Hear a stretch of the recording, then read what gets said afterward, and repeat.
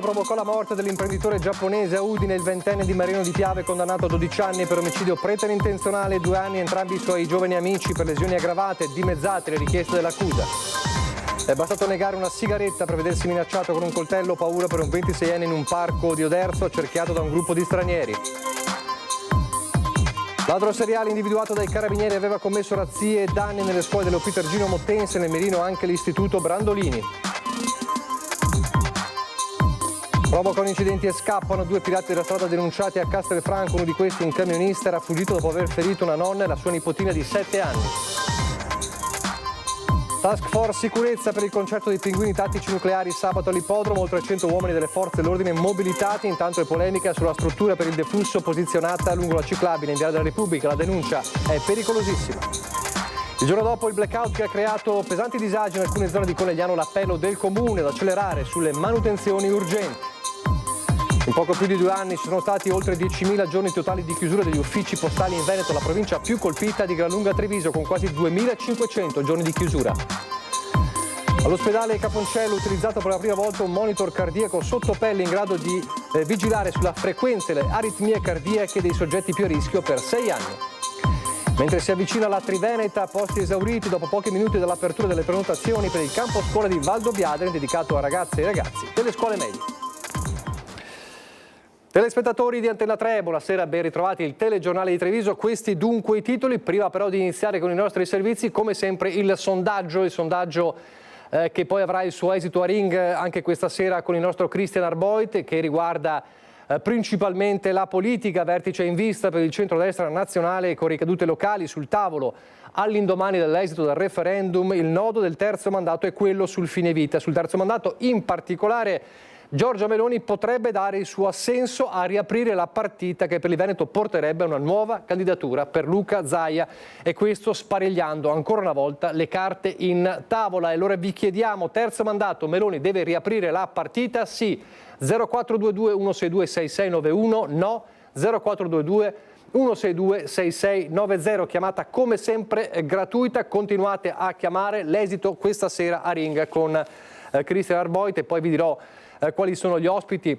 Peraltro, visto che siamo nel telegiornale di Treviso, seconda parte di ring con il sindaco di Treviso Mario Conte, dalle zone rosse alla politica, il futuro di Treviso, insomma da non perdere questa sera per quanto riguarda Treviso con il sindaco Mario Conte.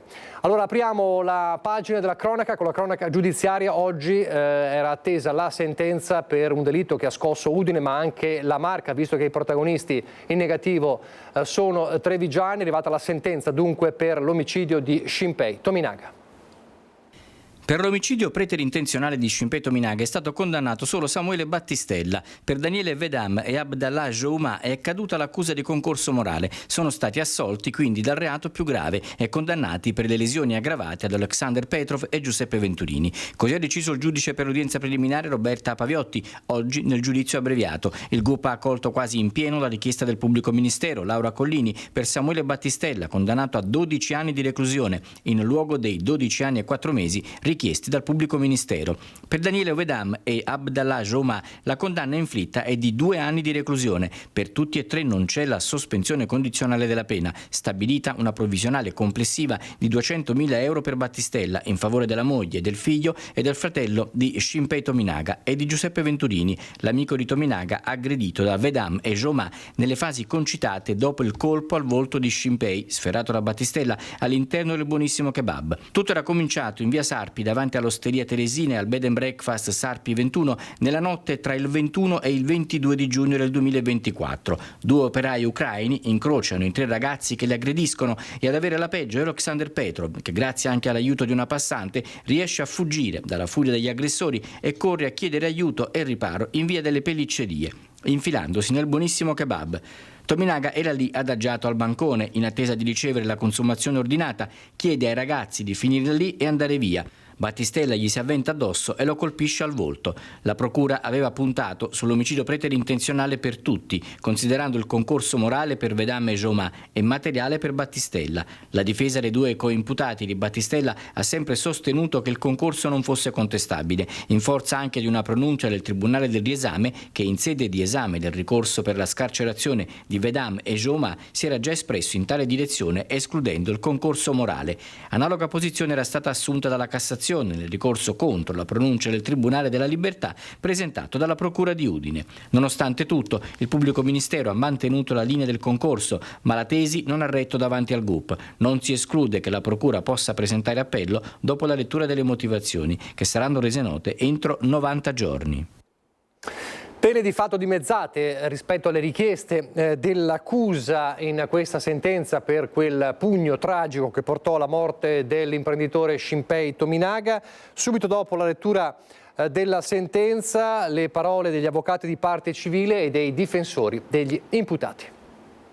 È stata veramente un'arancia meccanica. Cita il capolavoro di Stanley Kubrick, Esther Soramè, l'avvocato oggi in aula in sostituzione della collega Anna Caserta di Napoli per rappresentare Alexander Petrov, l'ucraino aggredito e picchiato in via Sarpi prima di rifugiarsi nel buonissimo kebab poco più avanti. La famiglia di Tominaga e l'amico Giuseppe Venturini erano rappresentati dall'avvocato Alberto Tedeschi. C'è stato il discorso della soluzione dei due degli imputati dall'ipotesi di concorso. Leggeremo la sentenza, le motivazioni e poi la Procura della Repubblica valuterà l'impugnazione. Ovviamente laddove ci sarà un'impugnazione del pubblico ministero sicuramente ci sarà anche un'impugnazione da parte della parte civile nei limiti di quelli che sono gli interessi della parte civile. Il pugno che poi ha sferrato Battistella al povero Tominaga, la forza di quel pugno è stata data proprio dall'aggressione che ha subito il signor Petrov dinanzi a Teresina. I video insomma, che abbiamo visto non lasciano nessuno spazio ad equivoci. Per Samuele Battistella la condanna più pesante, 12 anni di reclusione senza la sospensione condizionale. C'è stata una prevedibile condanna e la rispettiamo e leggeremo la motivazione. Una volta letta la motivazione valuteremo. Esprimono invece soddisfazione Guido Galletti e Tino Maccarrone, che sono riusciti con le loro argomentazioni a convincere il giudice sulla non sussistenza del concorso morale per i loro assistiti, Abdallah Joma e Daniele Vedam. È una sentenza assolutamente giusta che fa il pari con le pronunce sia del riesame che della Cassazione. Dopodiché valuterò, perché essendo Joma reo confesso per i reati per cui è stato condannato, potremmo anche optare per non impugnare la sentenza, che ci consentirebbe di avere uno sconto automatico di 1/6 sulla pena. Diciamo che siamo soddisfatti dell'esito, adesso vedremo le motivazioni, comunque insomma siamo soddisfatti del nostro lavoro e del fatto appunto che il giudice abbia appreso e fatto sue le nostre motivazioni. L'unica colpa tragica del povero Shinpei Tominaga era quella di aver cercato di sedare una rissa. L'unica colpa che aveva un 26enne di Oderzo in un parco è stata quella di aver negato una sigaretta a un gruppetto di stranieri. Per questo si è visto minacciato con il coltello. È andata sicuramente meglio a questo giovane che è riuscito a sfuggire alla violenza. Ai giardinetti di Cadiedo a Oderzo per una sigaretta negata un 26enne è stato minacciato con un coltello. Il fatto nel weekend. Due giovani poco più che ventenni stavano passeggiando al parco cittadino quando sono stati avvicinati da un giovane loro coetaneo originario del Mali. I due, un ragazzo e una ragazza, sono stati presi di mira dal giovane che insistentemente chiedeva loro una sigaretta. Alla risposta negativa del ragazzo, il maliano ha estratto un coltello e continuato a pedinare i giovani lungo il parco. Quando un amico lo ha richiamato, i due ne hanno approfittato per togliersi dalla sua vista, notando però che il giovane aveva adescato altri ragazzi con fare minaccioso, questa volta senza estrarre il coltello. Secondo quanto riferito alle forze dell'ordine, il giovane sarebbe stato alterato da sostanze, alcol o droga. L'indomani dell'accaduto, i due si sono recati alla stazione locale dei carabinieri per denunciare il fatto. Il ragazzo del Mali è già noto alle forze dell'ordine per atteggiamenti molesti e per girare per il paese con fare minaccioso. È attenzionato dalle forze dell'ordine e che ci stanno lavorando. e aspetto che arrivino a una soluzione che spero arriverà a breve. Intanto il ragazzo maliano è stato segnalato alla procura, continua l'attività dei carabinieri per raccogliere informazioni sul giovane. Carabinieri che con la tenenza di Oderzo hanno individuato e denunciato un ladro seriale che colpiva soprattutto le scuole. Abbiamo trovato al mattino sfondata la porta, qui l'addetta che viene per la prima volta a aprire al mattino mi chiama, mi dice c'è la porta sfondata e c'erano le macchinette delle bibite qui aperte. Qualcuno si era intrufolato spaccando il vetro della porta. Spaccandolo con un mattone che forse ha preso qui nei nostri depositi, cioè deve averci messo anche un po' di tempo per romperlo e poi si è infilato dentro e ha fatto questo danno. Torna così alla notte del 22 maggio Don Massimo Rocchi, direttore dell'Istituto Brandolini, finito nel mirino di un ladro seriale identificato e denunciato dai carabinieri della tenenza di Oderzo nelle scorse ore. Si tratta di un 45enne dell'Opitergino Mottense, italiano senza fissa dimora, già gravato da numerosi precedenti. Quella stessa notte l'uomo si era introdotto anche nel vicino patronato Turroni, sede distaccata dello Scarpa di Motta di Livenza. Anche qui aveva scassinato le macchinette del caffè, sottraendo in aggiunta un computer. La denuncia ha consentito ai militari di avviare tempestivamente le indagini, incrociando immagini di videosorveglianza e testimonianze. In realtà io l'avevo visto perché era passato anche nel pomeriggio, forse aveva fatto un sopralluogo eccetera, l'avevamo accompagnato fuori e quando mi hanno fatto vedere un'immagine io l'ho riconosciuto. Ecco. Si era organizzato già nel pomeriggio e poi è passato la notte. Raggiunto dai carabinieri, l'uomo è stato trovato in possesso di una bici elettrica risultata rubata il 14 maggio nel parcheggio dell'Oras di Motta di Livenza, mezzo di proprietà di un medico chirurgo argentino. Il sospetto, visto il modus operandi, è che al soggetto possano ricondursi altri episodi avvenuti in zona. Deferito in stato di libertà, dovrà ora rispondere di furto aggravato e ricettazione. Intanto Don Massimo, che ringrazia i carabinieri per il buon esito delle indagini, propone una riflessione. Forse gente proprio che non so, che è disperata, che non ha altre fonti di vita, altri orizzonti, diciamo così. Certamente ci deve essere un senso di giustizia ma anche un senso di misericordia. Provocano incidenti e poi scappano due pirati della strada denunciati a Castelfranco. Uno di questi, un camionista, era fuggito dopo aver ferito una nonna con la sua nipotina di appena 7 anni. Prima la stretta, poi l'urto, un impatto che ha completamente distrutto la parte frontale dell'auto guidata da una signora di 59 anni. Con lei c'era anche la nipotina di 7. La giovane nonna stava percorrendo la rotatoria di Bella Venezia a Castelfranco quando un camion di targa straniera ha stretto la curva, urtando violentemente contro il mezzo, distruggendone tutta la parte anteriore. Attimi di terrore per la donna al volante, riuscita nella velocità di quanto accaduto solo a vedere che il mezzo aveva targa portoghese. Il camion, infatti, nonostante un primo segnale di rallentamento, ha proseguito la sua corsa senza fermarsi e prestare soccorso. Ferite ma non in modo grave, lei e la nipotina hanno rimediato 7 e 5 giorni di prognosi. Intanto i vigili della locale si sono messi sulle tracce dell'azienda portoghese che si è ritenuta estranea ai fatti, dando però gli estremi del conducente e garantendo così il giusto risarcimento alle vittime del sinistro. Il camionista è atteso ora in Italia, tra poco più di una settimana per l'identificazione formale e gli addebiti a suo carico. Non il solo caso di pirata della strada, sempre a Castelfranco, questa volta in Borgo Pieve. Un automobilista originario di Vigonza ha urtato un passante fratturandogli il braccio e causandogli 30 giorni di prognosi. L'uomo sceso dal veicolo ha inveito ed è subito risalito, lasciando la persona al suolo, soccorso dal fratello di questo. Giunto sul posto una pattuglia della polizia locale, raccolte le testimonianze, l'uomo e la vettura sono stati immediatamente rintracciati, il conducente è stato fotosegnalato e denunciato per fuga e omissione di soccorso. Davanti agli ennesimi casi di mancato soccorso a Castelfranco, il sindaco invita sempre a denunciare i sinistri, sottolineando l'importanza di avere una rete capillare di telecamere di videosorveglianza nella zona. Aiutano perché sia le telecamere di videosorveglianza che i lettori target ti consentono di individuare chi causa l'incidente. A Castelfranco Veneto i controlli funzionano, abbiamo gli strumenti e gli agenti preparati a far sì che appunto nessuno possa rimanere impunito.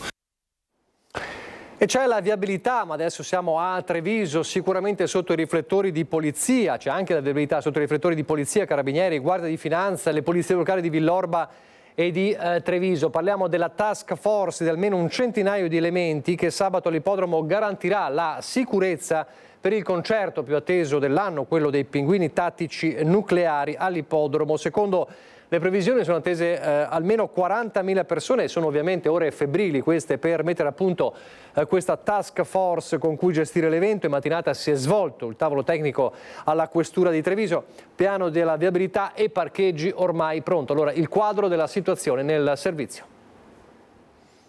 Le strade principalmente verranno chiuse in Viale della Repubblica dalla rotonda dell'Aldi, per farci capire, fino alla statale, e questo verrà dal mezzogiorno in poi fino a cessate esigenze, si presume intorno alle 4 del mattino, e verrà chiusa anche la statale all'altezza dell'ippodromo, quindi tra la rotatoria dell'ippodromo fino a via Felis e fino a via Fontane Sud. Il concerto dei pinguini tattici nucleari all'ippodromo di Treviso sta testando le ottime capacità del comando di Villorba di gestire tutta la viabilità, che si prevede molto intensa. Oltre alle chiusure delle strade c'è anche un piano parcheggi, tutti a nord del comune, studiato per oltre 2 mesi, che prevede aree di scambio con bus navetta della MOM, punti di afflusso e deflusso con accessi anche pedonali in tutta sicurezza.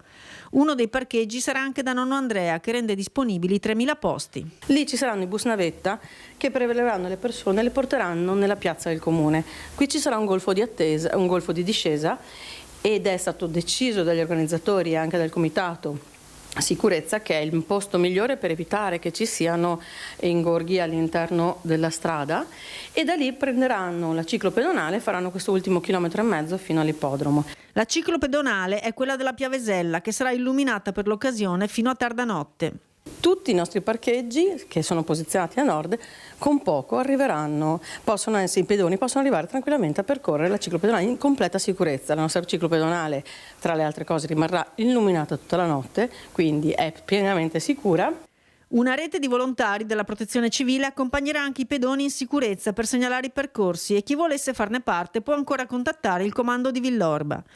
Ci sarà anche un numero attivo per la viabilità 329 17 26 163 in funzione venerdì e sabato, ma non finisce qui. Metteremo delle barriere agli ingressi della Viale della Repubblica in modo che queste non potranno essere scavalcate da malintenzionati, quindi le persone che si troveranno su quell'area saranno sicuramente protette.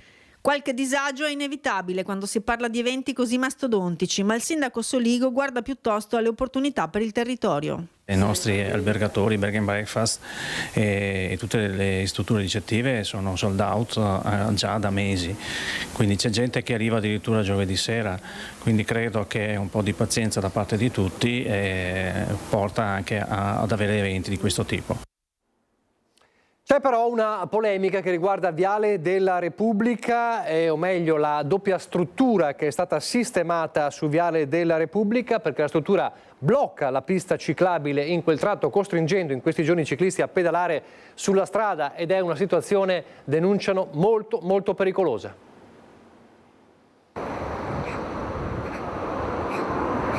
La doppia struttura in ferro, piazzata nottetempo su Viale della Repubblica per far defluire il pubblico dei pinguini tattici nucleari a fine concerto, rischia di creare più danni che benefici. A dirlo sono i ciclisti e i cittadini e la federazione FIAB, che si chiedono come sia stato possibile interrompere la ciclabile per mettere queste strutture che di fatto compromettono in modo evidente la sicurezza delle persone.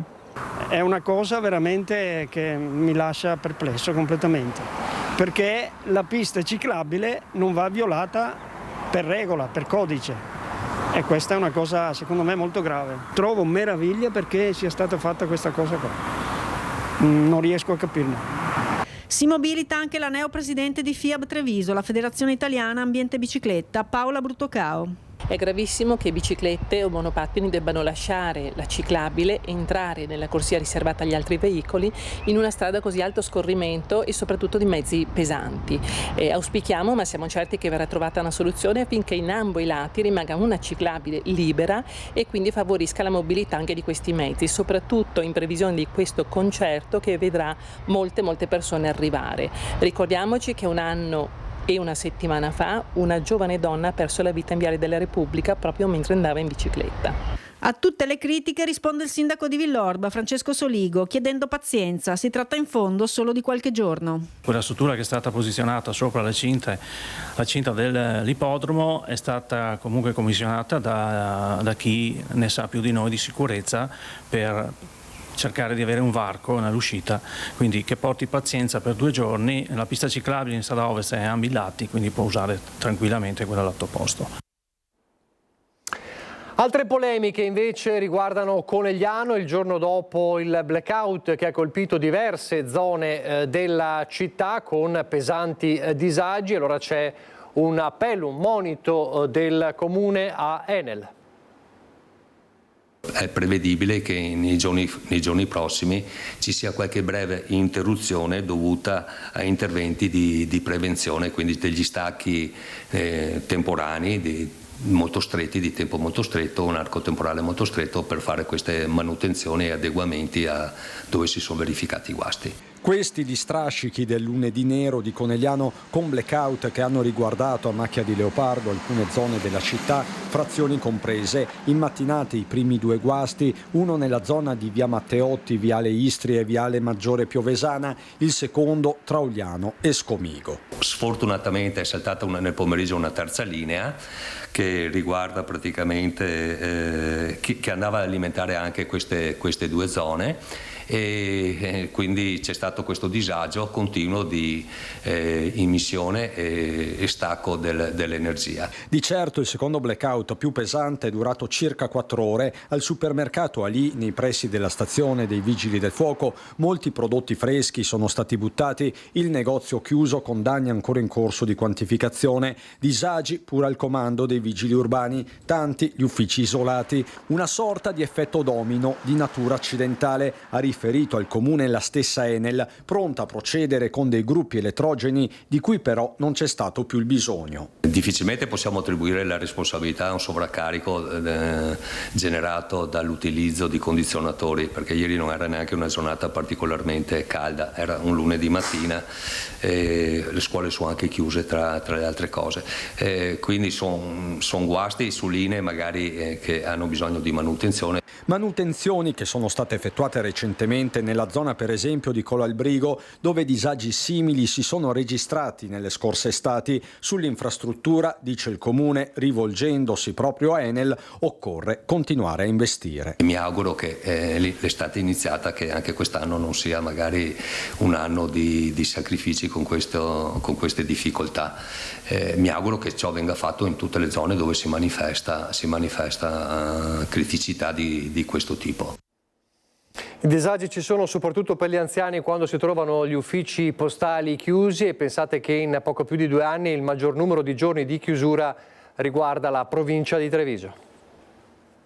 Quando tu rappresenti una regione devi andare nelle sedi che contano a dire che i servizi su quella regione non vanno eradicati. Il Partito Democratico striglia l'amministrazione regionale di fronte al progressivo smantellamento di uffici postali in Veneto, una dismissione del servizio che per i Dem è inaccettabile, colpisce spesso i piccoli centri e le periferie e ha come prime vittime gli utenti più fragili con maggiori difficoltà a spostarsi e a usare l'informatica. Quanti uffici postali hanno chiuso in Veneto?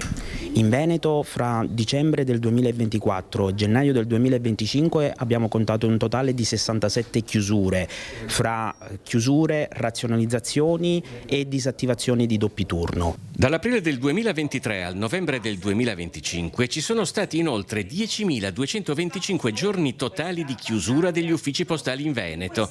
La provincia più colpita è di gran lunga quella di Treviso, con 2.426 giorni di chiusura, seguita dai 1.804 giorni di chiusura di Venezia e i 1.598 di Padova. Secondo la CGIL c'è una precisa politica aziendale. Si vogliono valorizzare sul mercato speculativo e quindi tagliare dipendenti, tagliare uffici per aumentare la redditività, ma questo rischia di essere la morte di Poste Italiane.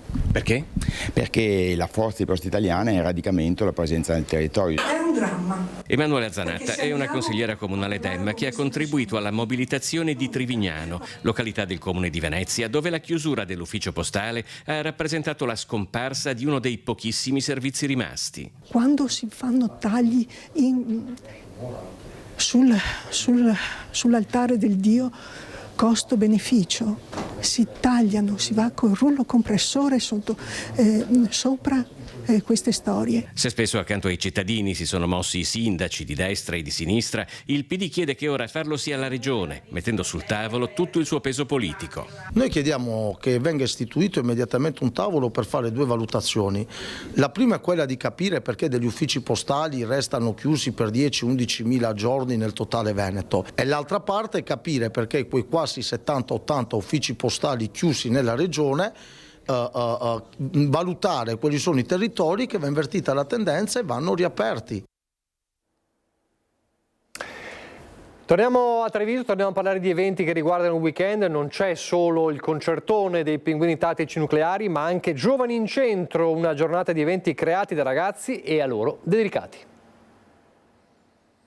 È un progetto che nasce dai giovani, per i giovani. Ci siamo riuniti in un tavolo di coprogettazione con commercianti, professori, genitori e appunto molti giovani delle scuole di Treviso. Una Treviso a misura di giovane prende forma attorno a quest'idea l'evento Giovani in Centro, che si terrà sabato 14 giugno dalle 11:30 fino a mezzanotte nel centro città. Un progetto che è partito nel 2023 con l'obiettivo di ricostituire e ricompattare una comunità educante che nel periodo del Covid si era un po' persa, e una cosa significativa e innovativa è la partecipazione dei commercianti, oltre che delle scuole, delle famiglie, delle istituzioni, con al centro i ragazzi. La manifestazione prenderà il via al Bastione San Marco con l'apertura dell'iscrizione alle 11:45 per i workshop sull'Agenda 2030 delle Nazioni Unite. Sempre qui alle 12:30 al pranzo comunitario per prepararsi ai workshop e alle attività in centro del pomeriggio. La sera ci sarà una piccola festa dove sentiremo suonare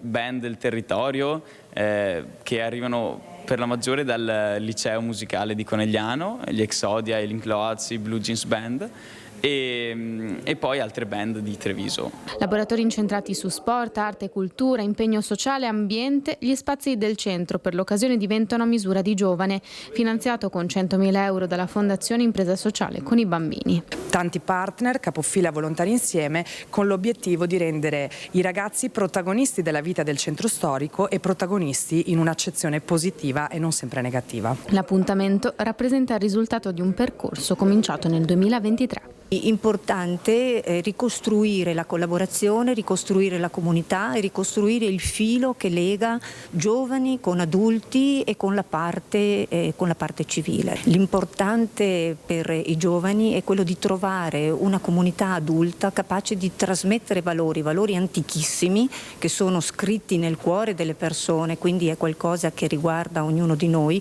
e recuperare questo rapporto. Progetti come questi, finanziati da soggetti esterni, non rimangano fine a se stessi, e quindi la continuità fondamentale è quella che abbiamo costruito con il progetto Giovani Treviso. La cooperativa LES, che gestisce il progetto Giovani, era partner di questo progetto, e questo crea una connessione, una continuità fondamentale. La sanità, medicina dello sport e cardiologia unite nell'innovazione. Nei giorni scorsi all'ospedale Cafoncello è stato utilizzato per la prima volta un monitor cardiaco che, posizionato sotto pelle, è in grado di vigilare sulla frequenza e le aritmie cardiache dei soggetti più a rischio per 6 anni. Il team sta sperimentando dunque un nuovo dispositivo che consentirà a 3 pazienti cardiopatici di praticare un programma di allenamento personalizzato, rimanendo costantemente sotto controllo, e che seguirà l'evoluzione della loro patologia per 6 anni. Il monitor è stato iniettato sotto pelle dall'equipe di aritmologia dell'unità operativa complessa di cardiologia. L'intervento è poco più che ambulatoriale, dura qualche minuto e viene effettuato in anestesia locale con un sistema simile a una siringa. Al termine del posizionamento il dispositivo è praticamente invisibile. E adesso noi ci fermiamo per una velocissima pausa pubblicitaria e poi sarà il turno degli alpini e ci collegheremo con il nostro Lucio Zanato fra pochissimo. Di nuovo in diretta con il telegiornale di Treviso, e allora è il momento degli alpini. Continua il racconto, come ogni sera, del nostro Lucio Zanato col cappello alpino, delle sezioni che si preparano alla Triveneta del centenario. Ormai siamo a meno 3 giorni e questa sera Lucio Zanato è a Belluno. Buonasera Lucio, insieme a Nicoletta Rizzetto. Buonasera Nicola, buonasera ai telespettatori di Antena 3. Sono a Belluno perché dovete sapere che Belluno con Conegliano ha di fatto fondato il raduno del terzo raggruppamento, ma voi pensate che parta con il presidente della sezione di Belluno, Lino Depra, invece parto con il vicepresidente, uno dei due vicepresidenti, ovvero con Ezio Caldart. Perché? Perché lui è un decano. Comandi il corso? Stia per comodo. Grazie. Lei quando è che ha fatto il corso? Ho frequentato il 50° corso AUC a Aosta e nel 1968 sono partito da Belluno il giorno della Befana, il 6 di gennaio, con il sole a mezzogiorno, e sono arrivato ad Aosta con 30 centimetri di neve, bella, bianca, fresca, comunque non inquinata dalla fonderia di Cogni. Ecco, però l'esperienza alpina in tutta questa vita quanto le è servita? Beh, credo che sia stata fondamentale, perché è inutile dirlo, siamo partiti ragazzi e siamo rientrati uomini, nel senso che abbiamo maturato effettivamente quello che poi la nostra vita ci ha permesso di applicare sia nell'associazione, per l'amor di Dio, questo però nella vita, nella società, nel lavoro e soprattutto nelle amicizie. Evidentemente gli alpini sanno fare anche questo e soprattutto questo. Dal 1968 voi vi trovate comunque ogni anno? Sì, tutti gli anni, per esempio come 50° AUC, tutti gli anni ci troviamo e siamo arrivati con 120, eravamo 174 allievi ufficiali e siamo ora circa 90. Purtroppo qualcuno è andato avanti e ogni anno li ricorderemo. Ecco, giusto per iniziare, però adesso invece andiamo a parlare di quello che è il raduno di Conegliano, Presidente Depra. Come vi state preparando e quali sono i suggerimenti agli alpini del bellunese? Ma noi ci stiamo preparando come sempre in queste occasioni qua con tanto entusiasmo. So che gli alpini è da tempo che si stanno organizzando, noi abbiamo suggerito eventualmente di utilizzare il treno per comodità e per semplicità anche di arrivare in centro senza problemi di parcheggio. Da Lagordino, che sono più scomodi, sappiamo che scenderanno dei pullman e quindi penso che sarà una grande affluenza sia del sabato ma soprattutto la domenica al clou della sfilata del Triveneto. Ecco, voi venite dall'esperienza qui a Belluno, ieri sera mi ha detto, ho seguito un attimo i collegamenti su Antena 3, secondo me i numeri non sono quelli ma sono molti di più. Certo, se a Belluno siamo riusciti ad avere 40.000 persone, Conegliano secondo la nostra valutazione raddoppierà senz'altro e quindi sarà veramente una cosa fantastica veramente per tutti, perché è occasione di ritrovo, di amicizie, di consolidare i nostri rapporti, di condividere le nostre esperienze, soprattutto adesso dove stiamo lavorando parecchio con i giovani e ci stiamo dando una mano in questo senso proprio per coinvolgerli in quelle che sono le esperienze nostre, ma soprattutto per tramandare quello che sono i valori fondamentali che ci spingono ad andare sempre avanti. Ecco, proprio per questo adesso noi ci vediamo il servizio che abbiamo realizzato a Valdobbiadene che parla proprio di campi scuola. Sentite cosa è successo. Appena abbiamo attivato le iscrizioni ci siamo trovati sommersi, il termine è grosso, sommersi da richieste di partecipazione e dopo pochi minuti abbiamo dovuto chiudere proprio perché non c'era la possibilità di ulteriori iscrizioni. Sito sommerso dalle richieste, quello predisposto dagli alpini per il prossimo campo scuola a Valdobbiadene. Sabato 24 maggio attivo da mezzogiorno e chiuso a mezzogiorno e 5 minuti per superamento numero massimo di iscrizioni. Segno di un successo crescente dell'iniziativa delle Penne Nere in tutta Italia e in particolare nella Marca e a Valdobbiadene con un'ulteriore preselezione. Quest'anno tra l'altro è stato deciso di ospitare esclusivamente i ragazzi che partecipano per la prima volta, proprio per dare la possibilità a più persone a fare quelle esperienze che noi riteniamo valide. Tutti i ragazzi e ragazze delle scuole medie che per 2 settimane lasceranno genitori, fratelli e amici per vivere insieme tutta una serie di esperienze formative, come hanno fatto i loro predecessori nel campo scuola di Pianezze. E anche qui c'è una novità, si andrà al centro tour di Valdobbiadene. Abbiamo sempre la struttura fissa e abbiamo naturalmente le tende per i ragazzi, anche quest'anno si adattano e dormono in tenda come abbiamo sempre fatto noi quando eravamo al campo e come fa la protezione civile quando è nel proprio servizio, quando fa gli interventi. Cominciare a contare solo su se stessi, confrontarsi con coetanei in prove pratiche, ma anche nella gestione quotidiana delle pulizie. Condividere percorsi per conoscere meglio la natura sono solo alcuni aspetti che definiscono i campi scuola. E nei patti tra ragazzi e genitori alpini c'è l'eliminazione dei cellulari, che negli anni precedenti ha dato risultati sorprendenti. Forse sono rimasti un po' meravigliati, però erano già stati preparati sia negli incontri che si fanno prima del campo scuola, che dai genitori sapevano benissimo che i cellulari non venivano adoperati. È per questo che i social si fanno in presenza. L'hanno fatto volentieri, l'hanno fatto vedendo che c'erano anche gli altri assieme, e hanno sempre collaborato e hanno sempre messo il noi davanti all'io. Ecco che questo è un po' il motto dei nostri campi scuola. Ennesima missione riuscita degli alpini. Con la speranza di seminare questi semi e che nasca qualcosa che purtroppo magari al giorno d'oggi non vediamo. Ecco, allora invece torniamo qui a Belluno, perché sono con il vicepresidente Umberto Socal. Anche voi caposcuola, giusto? Sì, quest'anno finalmente riusciamo a fare anche noi il nostro camposcuola. Sarà rivolto ai ragazzi e alle ragazze di seconda e terza media e si svolgerà nella località Valmorel, in comune di Limana, e ci saranno 30 partecipanti. Abbiamo dovuto chiudere le iscrizioni perché raggiunto quel numero era il numero massimo che riuscivamo ad essere tranquilli di poterlo gestire in maniera adeguata. Avendo fatto scuola alpina ad Aosta, immagino che farete fare anche un po' di corso roccia. Beh, più che un corso roccia sarà un qualcosa dove potranno giocare un po' con la roccia. Ecco, prendere confidenza. Prendere un po' di confidenza e faremo sicuramente alcune belle iniziative sul nostro territorio.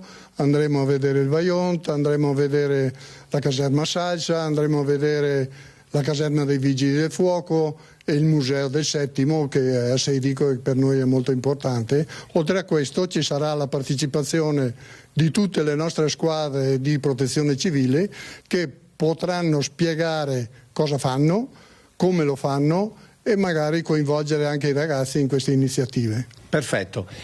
Abbiamo pochissimo tempo, Presidente, allora appuntamento per tutti a Conegliano venerdì, sabato e domenica. Voi sarete al Corte delle Rose col coro? Sempre, e il coro sabato sera, il nostro coro Dunata, il coro sezionale, canterà a Corte delle Rose con un immenso piacere di essere stati coinvolti, e quindi sarà motivo di soddisfazione. Però c'è un altro appuntamento che voi avete già organizzato per settembre. Certo, il 14 settembre al Sacrario di Pian de Salesei c'è la cerimonia solenne del ricordo di quel sacrario dove sono sepolti oltre 5.000 soldati, e sarà veramente un'occasione per rinnovare la memoria di chi ha dato la vita per la nostra patria negli anni della Grande Guerra.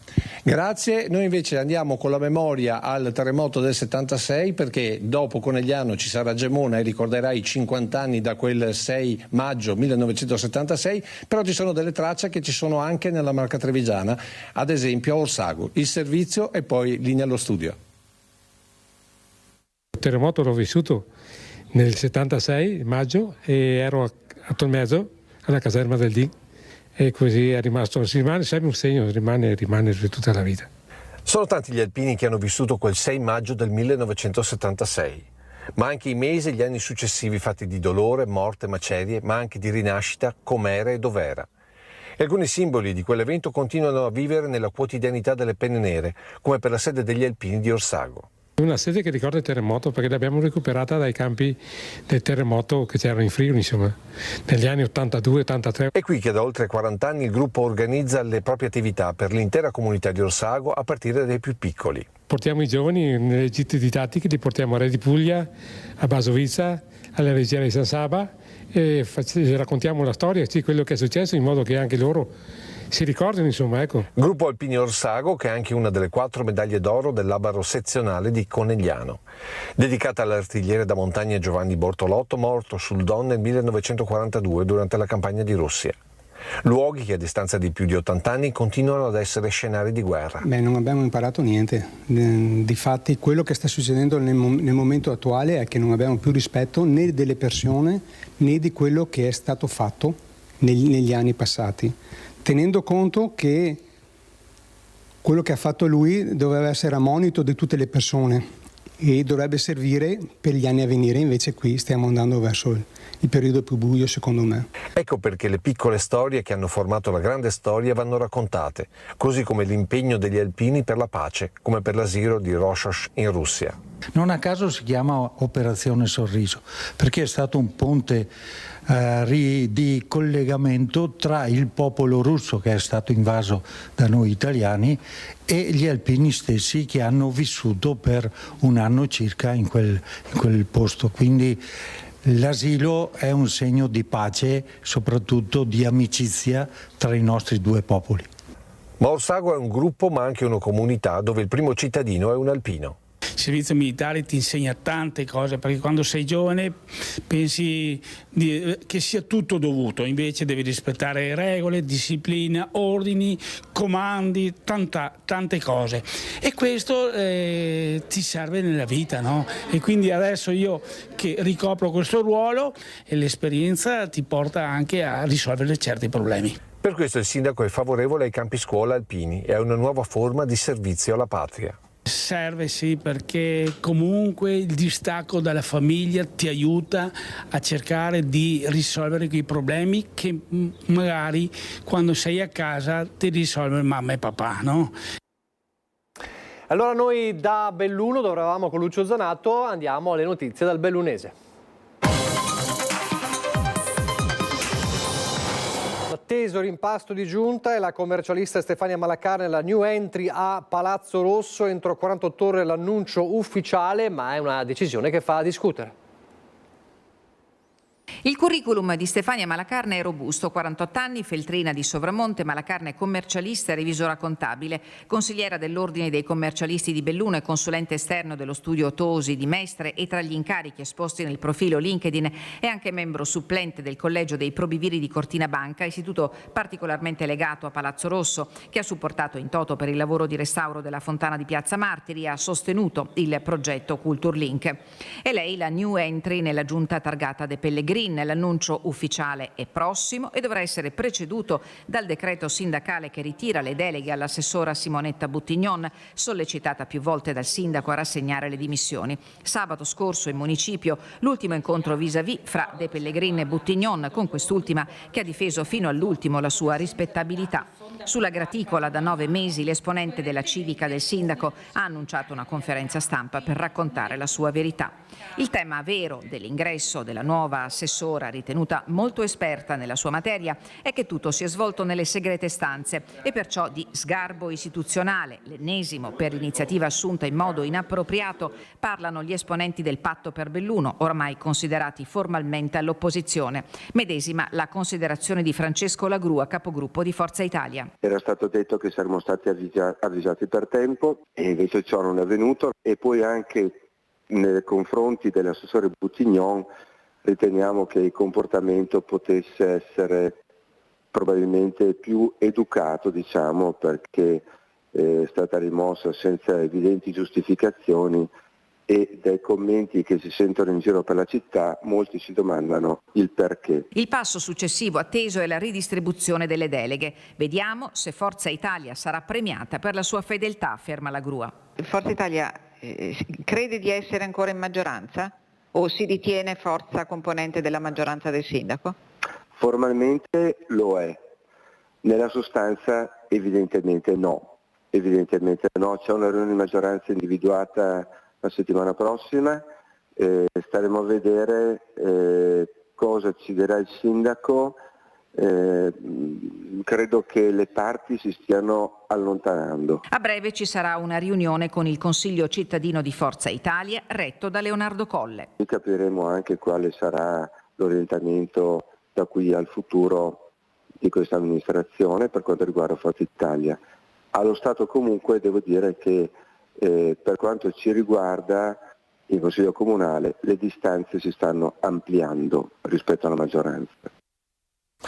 Insomma, il terreno è bollentissimo a dir poco. Noi adesso parliamo di una sezione particolare dei cacciatori, dell'Associazione Cacciatori, l'Unione Cacciatori Zone Alpine, che si ritroverà in assemblea a Cortina d'Ampezzo.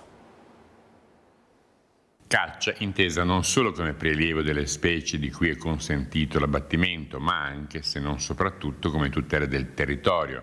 E per UNCTA, acronimo che sta per Unione Nazionale Cacciatori Zone Alpine, come fattore culturale di cui si discuterà nel corso della 59esima Assemblea annuale che dal 13 al 15 giugno verrà ospitata a Cortina d'Ampezzo. L'UNCTA è un'associazione che raccoglie i cacciatori della zona Alpi, di tutto l'arco alpino. È un'associazione culturale. A cosa serve la cultura? A tutto e a niente. Noi confidiamo che sia la molla che muove il nostro mondo anche nei territori delle Alpi. Facciamo il possibile perché come cacciatori noi si sia partecipi di una crescita culturale del mondo delle Alpi. Iniziativa con molti e prestigiosi patrocini, tra cui l'Istitut Culturale Ladin Cesa di Ghian, tanto che il programma è pubblicato anche in ladino, la Regione Veneto e la provincia di Belluno, la cui vicepresidente ha la delega alla caccia. Nel corso degli anni abbiamo sperimentato e toccato con mano il fatto che il mondo venatorio non è semplicemente incentrato a quello che è la caccia, quindi l'atto effettivamente di prelievo del capo, ma è tutta una serie di processi per quanto riguarda la conoscenza e la tutela ambientale. L'UNCTA questo rappresenta a livello nazionale e anche a livello di circolo delle Dolomiti Bellunesi è importantissimo. Due appuntamenti in chiusura, il primo riguarda la terza edizione del Mundialito organizzato dall'assessorato allo sport del Comune di Belluno con il CONI e la FIGC, operatori economici e rete immigrazione. Al campo sportivo di Salce scenderanno in campo le formazioni di 10 stati, Brasile, Camerun, Ecuador, Gambia, Guinea, Italia, Marocco, Nigeria, Senegal e Tunisia, 184 partecipanti, compresi 8 arbitri della federazione che presteranno la loro opera a titolo di volontariato. Una grande festa organizzata per il prossimo weekend, sabato e domenica dalle 9 alle 19, con punto di ristoro gratuito e gran finale con un mega buffet etnico. E poi invece, a proposito di buffet, un picnic sotto le stelle rigorosamente in total white. A Belluno sbarca la nuova iniziativa del Consorzio dei commercianti del centro storico, la White Dinner, in Piazza dei Martiri, venerdì sera dalle 19 alle 23:30. Il cuore della città, quindi la location dell'evento che potrà ospitare fino a 300 commensali ed è certo che si tratterà di una serata davvero speciale. I partecipanti rigorosamente vestiti di bianco dovranno allestire la propria tavolata con stoviglie in ceramica, posate in metallo e decorazioni eleganti plastic free. Per partecipare è necessario compilare il modulo reperibile nel sito del Consorzio Belluno Centro Storico ed è un'iscrizione ovviamente gratuita per la cena in total white. Non mi resta che lasciarvi al meteo, grazie per averci seguito. Arrivederci.